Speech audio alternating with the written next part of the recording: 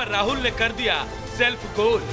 मैं हिंदुस्तान के education system में पढ़ा हूं, पूरा का पूरा जोड़ दीजिए तो आदिवासियों के बारे में आधा चैप्टर मिलेगा। अपनी ही सरकार की खोल दी पोल। दलितों के बारे में एक लाइन, हां भाई अनटचेबिलिटी होती थी। ऊपर पूछे गए 2 सवाल इसलिए क्योंकि राहुल गांधी का एक बयान उनकी पार्टी के ऐतिहासिक कार्यकाल पर ही सवालिया निशान लगा रहा है। पहले आप भी राहुल का यह बयान सुन लीजिए, फिर आप खुद सोचिए कि वो क्या बोल गए।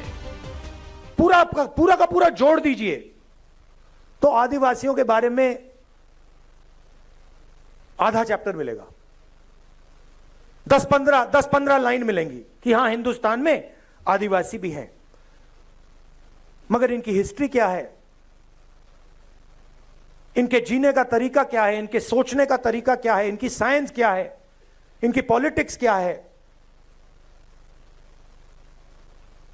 उसके बारे में कुछ नहीं।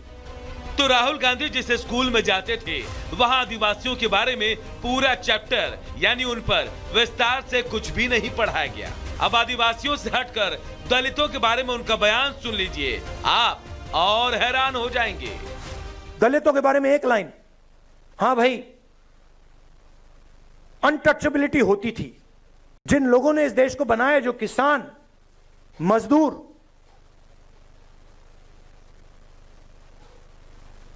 बढ़ई, नाई, मोची, इनकी हिस्ट्री कहां है, कहां लिखा है? फाड़ दिया गया। जैसे कि हिंदुस्तान के 90% लोग हैं ही नहीं। राहुल ने आदिवासियों और दलितों को लेकर यह बड़ा बयान तो दे दिया, पर उन्होंने खुद भी नहीं सोचा होगा कि उनका यह हमला बीजेपी पर नहीं, उनके पिता और दादी के कार्यकाल की ही पोल खोल देगा। क्योंकि जिस समय राहुल गांधी दिल्ली के स्कूल में पढ़ाई करते थे, उस समय देश की प्रधानमंत्री उनकी दादी इंदिरा गांधी थी, और राहुल जब और अच्छी पढ़ाई करने के लिए देहरादून गए, तब उनके पिता देश के प्रधानमंत्री की कुर्सी संभाल चुके थे। जब आप छोटे थे, स्कूल में थे, तब आपकी ही दादी की, आपके ही पिता की सरकार थी, फिर आपकी मम्मी की सरकार थी। तो अगर नहीं पढ़े हैं तो इसका मतलब यह है कि आपके परिवार के लोगों ने उनके बारे में कुछ इतिहास में आने नहीं दिया। ये तो आपने अपने ही परिवार की पोल खोल दी। और जहां तक सवाल है कास्ट सर्वे, कास्ट सेंसस का, हिमाचल में क्यों नहीं करवाते आप? और टीएमसी ने ऑफिशियली अपोज किया है कास्ट सेंसस को, तो उस पर आपका क्या स्टैंड है, जरा बताइए खुल के। अमेरिका में जाके आप शेड्यूल ट्राइब और शेड्यूल कास्ट का रिजर्वेशन खत्म होने का बाद आपने क्यों किए? प्रधानमंत्री जी ने बोला कि मोदी होते हुए आरक्षण कोई भी खत्म नहीं करेगा। आज अगर शेड्यूल कास्ट और आदिवासी का कोई एक पार्टी दुश्मन है, वो पार्टी का नाम कांग्रेस है। अब तक तो राहुल ने जाति जनगणना को लेकर कई बार बीजेपी को घेरने की कोशिश की, लेकिन अपने ताजा बयान के बाद राहुल खुद घिर गए। उनके लिए अब इस सवाल का जवाब देना मुश्किल है कि उन्होंने अपने स्कूली शिक्षा के दौरान आदिवासियों और दलितों के बारे में कितनी पढ़ाई की। खेल में सेल्फ गोल करने वाले कई खिलाड़ी हो सकते हैं, लेकिन सियासत में सेल्फ गोल करने वाले राहुल शायद अकेले खिलाड़ी होंगे, और उनका यही सेल्फ गोल कांग्रेस के लिए कई राज्यों में जीतते जीतते हार का कारण बन जाता है। Bureau report, Republic Bharat. तो उस रिपोर्ट के जरिए आपने देखा कि क्या राहुल गांधी को स्कूल में आदिवासी और दलितों से जुड़ी हुई शिक्षा नहीं दी गई थी। आपको उनकी शिक्षा के बारे में बताते हैं कि कब उनकी स्कूलिंग हुई और उस दौरान कौन सी सरकार थी, यानी कि किस सरकार पर सवाल खड़ा होता है। अब आपको ग्राफिक्स के जरिए हम बताएंगे, क्योंकि आदिवासी फैक्टर को लेकर लगातार वो सवाल खड़े कर ही रहे मौजूदा सरकार पर, यानी कि बीजेपी पर। आदिवासियों पर अधूरा ज्ञान, प्रारंभिक शिक्षा इनकी जान लीजिए। 1981 से पहले, 1981 से पहले सेंट कोलंबा स्कूल नई दिल्ली से हुई है। अब देखिए उस दौरान की अगर बात करें, इंदिरा गांधी की सरकार, प्रधानमंत्री इंदिरा गांधी, कांग्रेस की सरकार थी। 1981 से 1983 दून स्कूल से पढ़े, देहरादून से इनकी पढ़ाई हुई है। प्रधानमंत्री कौन थी? देखिए इंदिरा गांधी, कांग्रेस की ही सरकार थी, यानी कि इनको अपनी ही सरकार से सवाल पूछना चाहिए। 1984 से लेकर 1989 सुरक्षा कारणों से घर में ही उस वक्त इन्होंने पढ़ाई की थी। प्रधानमंत्री राजीव गांधी थे और कांग्रेस की ही सरकार थी। 1989 से सेंट स्टीफन कॉलेज में इनकी पढ़ाई हुई। नई दिल्ली में ग्रेजुएशन की पढ़ाई उस वक्त यहाँ से की, यानी कि ग्रेजुएट इस कॉलेज से हुए थे।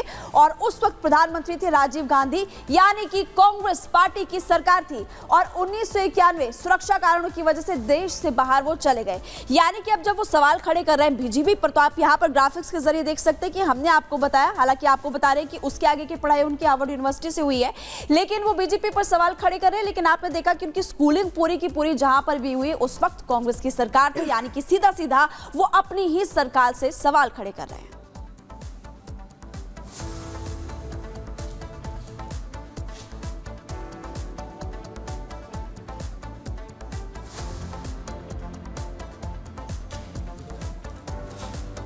और चलिए अब बात कर लेते हैं बिहार की। बिहार में दरअसल हिंदू स्वाभिमान यात्रा पर निकले केंद्रीय मंत्री गिरिराज सिंह, जिन्हें अब सांसद पप्पू यादव ने चैलेंज कर दिया है। सांसद पप्पू यादव ने कह दिया है कि गिरिराज सिंह अगर नफरत फैलाने की कोशिश करेंगे तो वो उनकी स्वाभिमान यात्रा चलने नहीं देंगे। और इसको लेकर के अब गिरिराज सिंह ने भी पलटवार किया है। उन्होंने कहा है कि उन्हें कोई भी ताकत रोक नहीं सकती है। किस तरीके से स्वाभिमान यात्रा पर वार पलटवार हो रहे हैं, सियासी संग्राम छिड़ा है, इस रिपोर्ट में देखिए।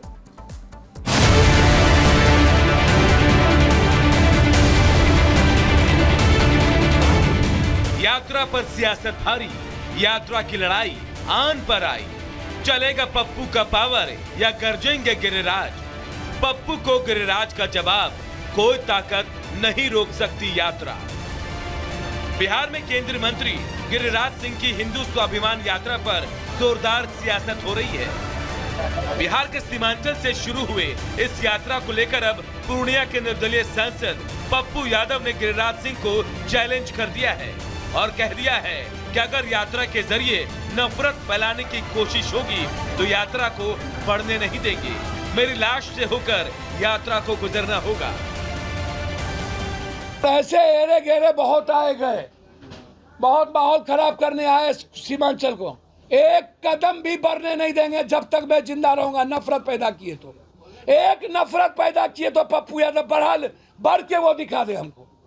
मेरे लाश पर होके गुजरना पड़ेगा उसको। इससे पहले इस यात्रा को लेकर खुद बीजेपी ने इससे किनारा कर इसे गिरिराज का निजी कार्यक्रम बता दिया, तो वहीं सहयोगी जेडीयू ने भी इस पर आपत्ति जताई। तेजस्वी यादव ने तो इसे अशांति फैलाने का जरिया बता दिया। लेकिन इन सब के बाद भी गिरिराज ने साफ कर दिया कि दुनिया की कोई भी ताकत उनकी यात्रा को रोक नहीं सकती। पप्पू यादव को ट्वीट कर गिरिराज ने जवाब भी दिया है। गिरिराज की हिंदू स्वाभिमान यात्रा पूर्णिया पहुंच गई है और यहीं से होकर गिरिराज अररिया के लिए निकल जाएंगे। लेकिन अब देखना होगा कि पूर्णिया में पप्पू का पावर काम करता है या पप्पू के गढ़ पर गिरिराज जमकर गरजेंगे। Bureau report, Republic Bharat.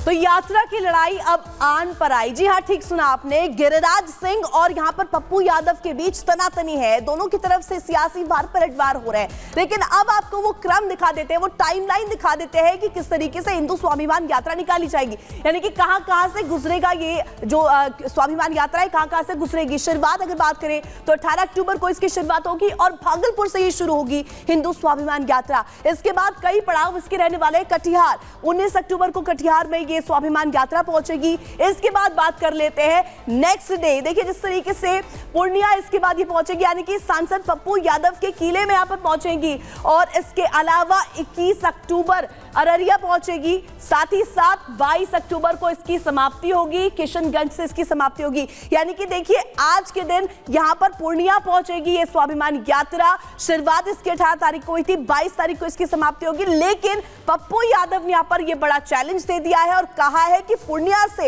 इस यात्रा को चलने नहीं देंगे।